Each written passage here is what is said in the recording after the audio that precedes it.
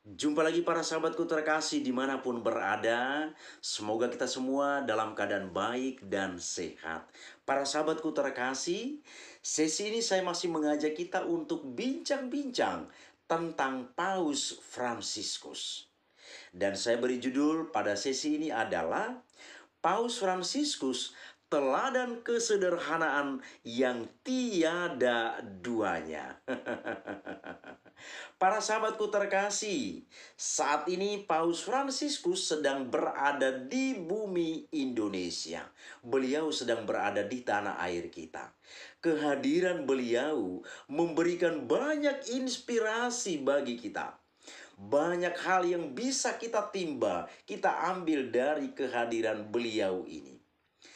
Di sana misalnya kita lihat beliau selalu menyerukan perdamaian. Kemudian hal lain misalnya beliau selalu mengangkat nilai toleransi. Mengajak kita untuk selalu bertoleransi terhadap yang lain. Dalam hal ini kehidupan beragama. Dan Paus Fransiskus sangat berharap supaya kita saling tolerir satu dengan yang lain. Kemudian hal yang menarik lainnya yang saat ini sedang ramai diperbincangkan di Republik ini adalah mengenai teladan kesederhanaannya. Ini poin yang menarik dan saat-saat ini sedang ramai diperbincangkan di Republik ini. Para sahabatku terkasih, memang figur Paus Fransiskus kita bisa lihat sendiri ketika beliau hadir dimanapun dan teristimewa mulai hadir di Indonesia, dan ketika misalnya media melakukan live streaming kita bisa menyaksikan itu. Kehadirannya, figurnya begitu sederhana. Para sahabatku terkasih, ada beberapa hal yang bisa kita lihat dalam hal kesederhanaan ini. Dan saya mencatat ada 3 hal yang bisa atau kiranya menjadi inspirasi bagi kita untuk melihat pemimpin yang memiliki kesederhanaan yang luar biasa. Hal pertama yang saya catat di sini adalah ketika beliau berangkat dari Vatikan, dari Roma, Italia ke Indonesia, beliau tidak menggunakan pesawat pribadi atau pesawat yang istimewa, tapi beliau justru menggunakan pesawat komersial. Pesawat yang ditumpangi oleh masyarakat pada umumnya. Dan kita juga barangkali kemanapun kita pergi, kita juga menumpangi atau menaiki pesawat komersial. Jadi Paus Fransiskus sebagai seorang pejabat penting, baik di dalam gereja Katolik maupun dalam kenegaraan Vatikan, ketika beliau berangkat dari Roma, dari Vatikan menuju Indonesia, beliau justru menggunakan pesawat yang dipakai oleh masyarakat pada umumnya. Para sahabatku terkasih, Vatikan itu termasuk salah satu negara terkaya di dunia. Vatikan tentu pasti melakukan sesuatu untuk pemimpinnya. Jadi bukan berarti Vatikan tidak bisa melakukan apa-apa sehingga Paus akhirnya menumpangi pesawat komersial. Tapi di sini beliau dalam hal ini Paus Fransiskus ingin menunjukkan satu nilai penting bagi kita.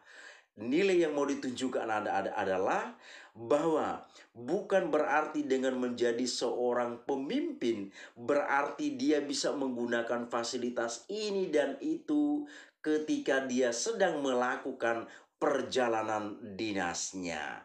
Jadi Paus Fransiskus ke Indonesia itu di satu sisi dia melakukan perjalanan dinas sebagai seorang kepala negara.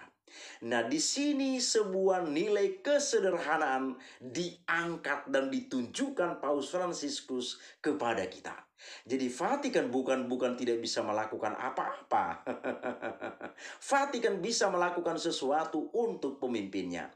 Tetapi sekali lagi di sini Paus Fransiskus sendiri ingin menunjukkan sebuah nilai penting bagi kita, yakni nilai kesederhanaan.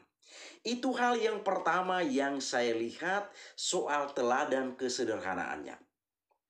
Hal yang kedua, Ketika beliau tiba di Bandara Internasional Soekarno-Hatta, negara Indonesia, pemerintah Indonesia sudah menyiapkan kendaraan yang memadai untuk beliau.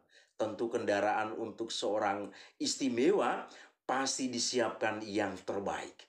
Tapi apa yang terjadi? Paus Fransiskus justru memilih untuk menaiki atau menumpangi mobil Innova. Mobil ini juga adalah mobil rakyat pada umumnya. Beliau memilih untuk naik mobil Innova. Dan beliau ketika naik mobil Innova, ketika kita perhatikan di layar kita itu, beliau bukan duduk di belakang supir. Biasanya seorang pejabat ketika dia bepergian, supirnya di depan dan dia duduk di bangku yang kedua. Tapi lihat apa yang terjadi ketika Paus Fransiskus naik mobil Innova ini, dia memilih tempat duduk di samping supir. Ini luar biasa para sahabatku terkasih. Tanpa kita sadari, Paus Fransiskus mengangkat dan menunjukkan sebuah nilai bahwa dia itu hadir bukan seorang pejabat yang harus dihormati, dijunjung tinggi, dan lain-lainnya. Tapi dia ingin hadir menunjukkan nilai kesederhanaan dan menjadi sahabat bagi orang lain. Ini sebuah nilai penting yang bisa kita petik dari apa yang dilakukan oleh Paus Fransiskus. Beliau memilih untuk menaiki mobil yang dipakai oleh rakyat pada umumnya, bukan mobil yang istimewa untuk seorang pejabat yang istimewa. Itu hal yang kedua. Kemudian hal yang ketiga, negara ini, bangsa kita ini sudah memikirkan tempat tinggal yang terbaik untuk beliau. Indonesia tentu memiliki penghargaan setinggi-tingginya terhadap tamu kenegaraan atau tamu negara. Bangsa sudah memikirkan itu. Tapi apa yang terjadi? Beliau tidak memilih untuk tinggal di hotel berbintang. Tapi beliau memilih untuk tinggal di kedutaan besar Vatikan yang ada di Indonesia. Ini luar biasa para sahabatku terkasih. Kalau dipikir dari jabatan yang ia miliki, karena dalam dirinya itu dia mengemban atau mengemban dua jabatan penting, yakni pertama sebagai kepala Gereja Katolik Universal dan yang kedua sebagai kepala negara Vatikan. Tentu tempat tinggalnya pun pasti berbeda. Tapi apa yang terjadi? Dia justru memilih untuk tinggal di kantor kedutaan besar Indonesia untuk Vatikan yang ada di Indonesia. Ini sebuah keteladanan yang sungguh luar biasa. Maka para sahabatku terkasih, kita perhatikan belakangan ini banyak tokoh Indonesia memberikan komentar tentang ini. Tokoh-tokoh ini memberikan salut, kagum, bangga terhadap apa yang dilakukan oleh Paus Fransiskus. Misalnya dikutip dari kompas.com, ada beberapa tokoh memberikan apresiasi terhadap apa yang ditunjukkan oleh Paus Fransiskus. Termasuk di sini adalah Menteri Agama kita, Bapak Yakut Kolil. Beliau juga memberikan apresiasi yang luar biasa kepada Paus Fransiskus. Bahkan beliau mengatakan, kesederhanaan yang ditunjukkan oleh Paus Fransiskus atau Bapak Suci ini kiranya menjadi teladan bagi para pemimpin di Republik ini. Ini pernyataan penting yang disampaikan oleh Bapak Yakut Kolil yang dikutip dari kompas.com. Para sahabatku terkasih, komentar-komentar ini adalah sesuatu yang baik dan benar karena berdasarkan realitas yang ditemukan. Para sahabatku terkasih, ada dua hal yang saya lihat di sini. Mengapa Paus Fransiskus itu memberikan keteladanan dalam hal kesederhanaan?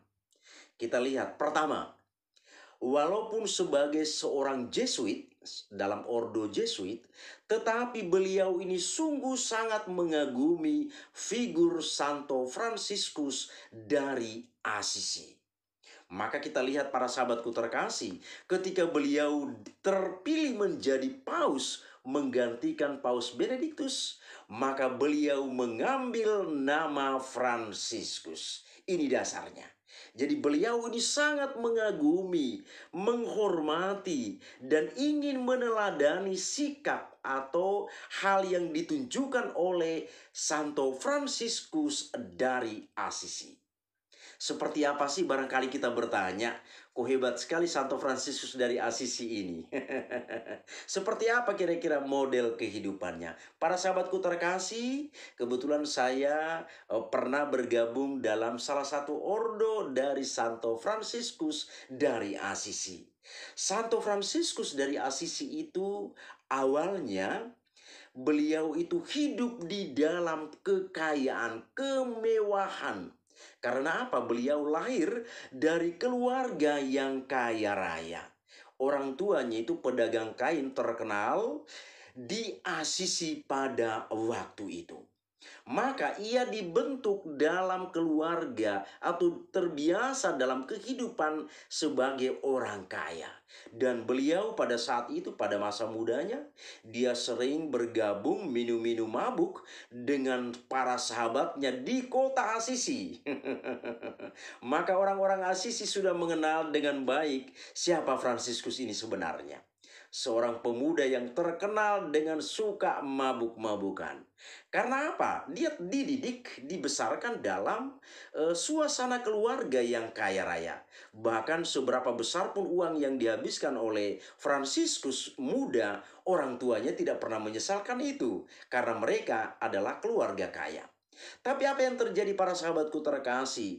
Ketika dia berdoa dan dia mendapatkan atau pada saat itu Yesus berbicara dengannya dari salib San Damiano, dan saat itu Fransiskus mulai meninggalkan segala-galanya yang dia miliki untuk mengabdikan diri hanya kepada Yesus.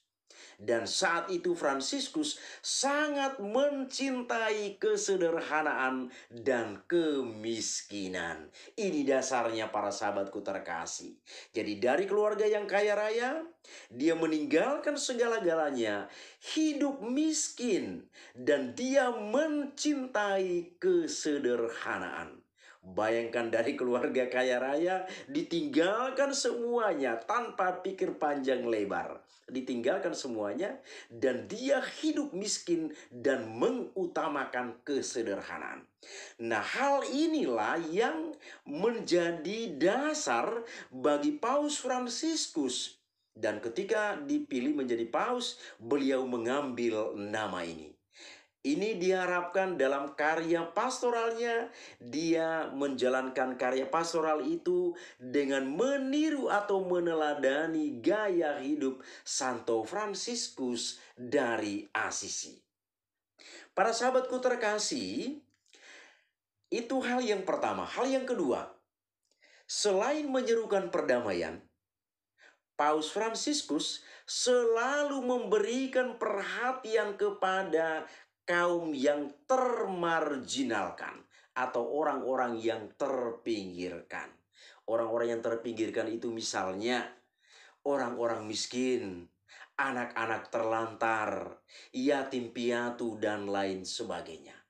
Maka Paus Fransiskus sangat menggaungkan ini, selalu mengarahkan gereja, mengarahkan dunia untuk memberikan perhatian kepada kaum miskin atau orang-orang yang terpinggirkan ini.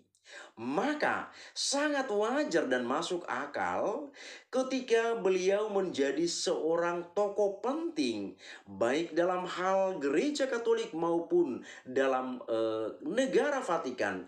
Beliau tidak membawa posisi atau statusnya ini dalam karya pastoralnya. Tapi apa? Statusnya itu tidak dibawanya, tetapi dia merendahkan hatinya dan memberikan perhatian kepada kelompok ini. Ini luar biasa para sahabatku terkasih. Maka kita lihat banyak berita selama ini bercerita, berbincang tentang apa yang dilakukan oleh beliau ini. Dan salah satu hal unik dari beliau ini adalah beliau ini sangat mencintai anak-anak. Nah, inilah kira-kira dua hal penting para sahabatku yang membuat Paus Fransiskus sangat menekankan kesederhanaan dalam karya pastoralnya. Demikianlah ulasan ini para sahabatku terkasih. Semoga ini bermanfaat bagi kita. Terima kasih, Tuhan memberkati.